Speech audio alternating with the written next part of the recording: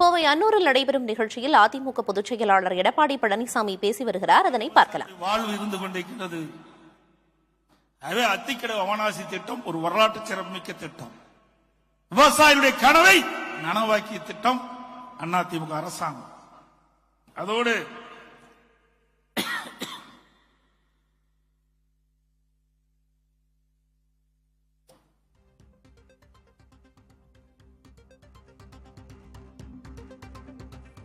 இந்த திட்டம் 28/3/2018 அரசாணை வெளியிடப்பட்டது. இந்த திட்டத்தினுடைய மதிப்பு 1652 கோடி. நான் முதலமைச்சர் இருந்த பொழுது பொதுப்பணித்துறை அமைச்சராக நான் இருந்த காரணத்தினாலே பொதுப்பணித்துறை அதிகாரிகள் உயர் அதிகாரிகளும் அழைத்து நாம் இந்த திட்டத்தை எப்படி செயல்படுத்த வேண்டும் என்று அவரிடத்தில் கலந்து ஆலோசித்த போது அவர்கள் எல்லாம் சொன்னாங்க 1652 கோடி இருக்குது, இதை மத்திய அரசில் இருந்து பெறலாமா என்று சில அதிகாரிகள் சொன்னார்கள். சில பேர் வங்கியிலே கடன் பெற்று இதை செய்யலாம் என்று சொன்னார்கள். நான் அப்படி செய்தால் எவ்வளவு காலம் ஆகும் என்று சொன்னேன். அது நிரந்தரம் அல்ல, எவ்வளவு காலமானாலும் ஆகும் என்று சொன்னார்கள். அது சரியல்ல. 60 ஆண்டு காலம் அத்திக்கடவு அவனாசி திட்டத்திற்காக போராடி வருகின்ற விவசாயிகளுக்கு உரிய காலத்திலே இந்த திட்டத்தை நிறைவேற்ற வேண்டும். ஆகவே மாநில அரசாங்க நிதியிலிருந்து நிதி ஒதுக்கிடலாம் என்று உத்தரவை நான் போட்டேன். இந்த திட்டம் வேகமாக துரிதமாக நடைபெற வேண்டும் என்று காரணத்தினால் ஒரு சிறந்த ஒப்பந்ததாரை L&T தேர்வு செஞ்சோம். அந்த ஒப்பந்தம் எடுத்தவர் கூட குறித்த காலத்தில் சிறந்த முறையில் இந்த அத்திக்கடவு அவனாசி திட்டம் நிறைவேற்ற வேண்டும் என்பதற்காக அவர்கள் அந்த வாய்ப்பை பெற்றார்கள். போட்டியில் தான் நின்று வந்தது. இருந்தாலும் அவர்கள் அந்த L&T நிறுவனம் அந்த ஒப்பந்தத்தை பெற்றது. அப்பொழுது பணி நடைபெற்றுக் கொண்டிருந்தது. இடையிலே கொரோனா காலத்திலே இந்த பணி கொற்று சற்று தோய்வடைந்தது. இருந்தாலும் அனைத்து இந்திய அண்ணா திராவிட முன்னேற்ற கழக அரசு இருக்கின்ற பொழுது 85% பணிகள் நிறைவேற்றப்பட்டன.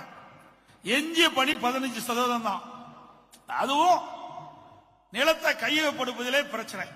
அதனாலதான் காலதாமதமானது. 15% பணிய குறைந்தபட்சம் ஓராண்டுல நிலத்தை கையகப்படுத்தி அந்த திட்டத்தை நிறைவேற்றிருக்கலாம். செய்யல. ஏன்னா அனைத்து இந்திய அண்ணா திராவிட முன்னேற்ற கழக அரசு கொண்டு வந்த திட்டம் என்ற ஒரே காரணத்திற்காக அரசியல் காழ்ப்புணர்ச்சியின் காரணமா திட்டத்தை கிடப்பில போட்டாங்க. 4 ஆண்டு காலம் இந்த திட்டத்தை கிடப்பிலை போட்டு இப்பொழுதுதான் அண்மையிலே இன்றைய முதலமைச்சர் இந்த திட்டத்தை திறந்து வைத்து விட்டு சென்றிருக்கின்றார்.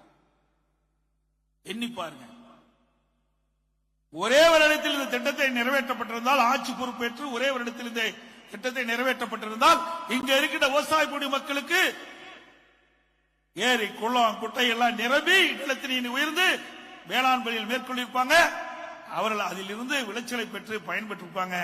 குடிநீர் பிரச்சனையும் தீர்ந்திருக்கும். ஆனா அதையெல்லாம் பொருட்படுத்தல, மக்களை சிந்திக்கவில்லை. அரசியல் காழ்ப்புணர்ச்சி. ஒரு அரசாங்கம் வரும், மாறுபடும். ஆனால் மக்களுக்கு எது நன்மை கிடைக்கின்ற திட்டமோ அது தொடர்ந்து அடுத்து வருகின்ற அரசு செயல்பட்டால்தான் நல்ல அரசுக்கு அழகு. ஆனால் எப்பொழுது ஆளுகின்ற அரசுக்கு அதை பற்றியெல்லாம் கவலை இல்லை. அவர்களும் கொண்டு வர மாட்டாங்க. ஏற்கனவே இருந்த அரசு கொண்டு வந்த திட்டத்தையும் முழுமையா செயல்படுத்த மாட்டாங்க. அப்படிப்பட்ட ஒரு திறமையற்ற அரசாங்கம் தான் இன்றைக்கு ஆட்சி செய்து கொண்டிருக்கின்றன. இன்றைக்கு இந்த அத்திக்கடவு அவனாசி திட்டத்தில் ஆண்டு ஒன்றுக்கு 1.50 TMC தண்ணி தேவை. இன்றைய தினம் பார்த்தீங்கன்னா இந்த திட்டத்தில் ஏரிகள் 32, ஊராட்சி ஒன்றிய ஏரிகள் 42, குளம் குட்டைகள் 971, ஆக மொத்தம் 1045 பொதுப்பணித்துறை ஏரிகள், ஊராட்சி ஒன்றிய ஏரிகள், குளம் குட்டைகள் அனைத்து நிரப்புவதற்காக இந்த திட்டத்தை கொண்டு வந்து இன்றைய தினம் செயல்படுத்திக் கொண்டிருக்கின்றோம்.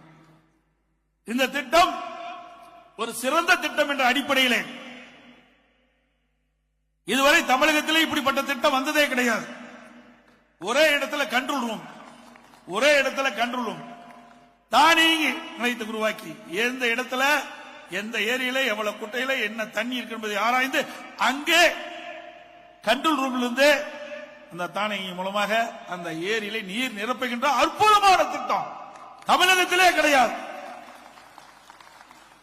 என்று சொன்னால், நான் ஒரு விவசாயி என்ற காரணத்தினாலே நாம் இருக்கின்ற பொழுதே எந்தெந்த வகையிலே இந்த திட்டத்தை முழுமையாக செயல்படுத்த வேண்டும் என்று எண்ணி பார்த்து உயர் அதிகாரிகளோடு ஆலோசனை பண்ணி பொதுப்பணித்துறை அதிகாரிகளோடு ஆலோசனை நடத்தித்தான் இந்த திட்டத்தை நாங்கள் நடைமுறைப்படுத்தியிருக்கின்றோம். அதோடு இந்த திட்டம் வருவதற்கு முன்பாகவே குடிமராமத்து திட்டம் என்ற ஒரு அற்புதமான திட்டத்தை நான் அறிவித்தேன். இந்த ஏரி குளம் குட்டையெல்லாம் வண்டன் மண் நிறைஞ்சிருக்குது. அந்த வண்டன் மண்ணை விவசாயிகள் அவருடைய நிலத்திற்கு இயற்கை உரமாக பயன்படுத்தினால் விளைச்சல் கூடுதலாக கிடைக்கும். ஒன்று ஏரி ஆழமாகும், மற்றொன்று விவசாய நிலம் பண்படுத்தப்படும். அப்படிப்பட்ட திட்டத்தை கொண்டு வந்து விவசாயிகளுடைய பங்களிப்போடு அந்த திட்டத்தை நாங்கள் நடைமுறைப்படுத்தினோம். அதில் சுமார் 6000 பொதுப்பணித்துறை ஏரிகள் ஆழப்படுத்தப்பட்டது. விவசாயிகளே விலையில்லாம வண்டல் மண் அள்ளிய அரசாங்கம் அதிமுக அரசாங்கம் அனுமதி கொடுத்தது அதிமுக அரசாங்கத்தில் தான். இதனால விளைச்சல் அதிகமாச்சு. மழை காலத்தில் பெய்கின்ற நீர் முழுவதும் ஏரி குளக்குட்டையில சேமிச்சு வச்சோம். இது ஒரு அற்புதமான திட்டத்தை நான் கொண்டு வந்தோம். அதோடு இந்த திட்டம் நமக்கு 1 டீம்ஸ் தண்ணி தேவை.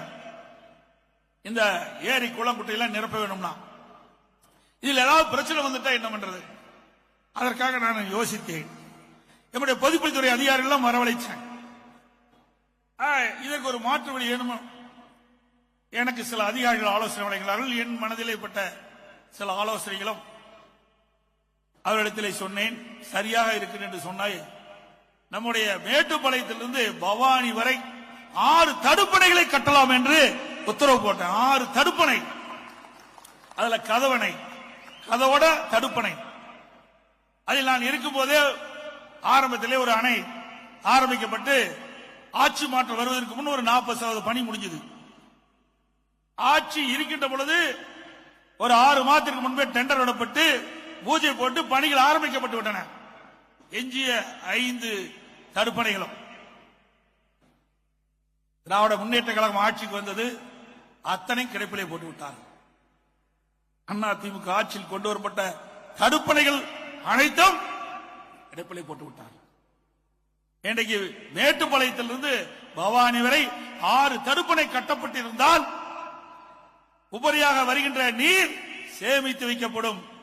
இந்த அத்திக்கடவு அவிநாசி திட்டத்திற்கு இதை அத்திக்கடவு அவிநாசி திட்ட கூட்டமைப்பு சார்பில் எடப்பாடி பழனிசாமிக்கு பாராட்டு விழா நடத்தப்பட்டது. அதில் பேசிய அவர், விவசாயிகளின் கனவு அதிமுக நிறைவேற்றியுள்ளது என்று குறிப்பிட்டு பல்வேறு விஷயங்கள் குறித்து பேசினார். மேலும் ஆளும் திமுக அரசை விமர்சித்தும் அவர் பேசினார். விவரங்களை பின்னர் வரும் செய்திகளில் விரிவாக பார்க்கலாம். இடைவேளைக்கு பிறகு மற்ற செய்திகளை பார்க்கலாம்.